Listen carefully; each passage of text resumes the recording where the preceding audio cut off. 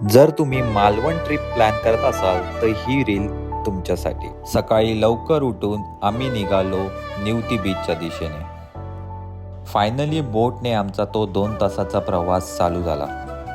हे आहे golden rock. इथे सूर्याचा प्रकाश पडल्यावर हे गोल्ड सारखे चमकतात। या प्रवासात आपल्याला डॉल्फिन सुद्धा पाहायला मिळतात।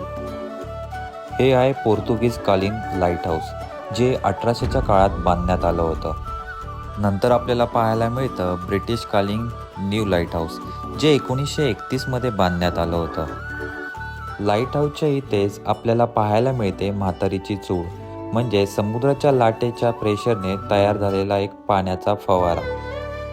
फायनली तो क्षण येतो आणि आमची बोट खडकांच्या मधून जायला लागते। हे पाहून असं वाटलं, अरे बाबा, कोकणामध्ये जन्मायला आणि यायला फार मोठा भाग्य असावा लागतो हा।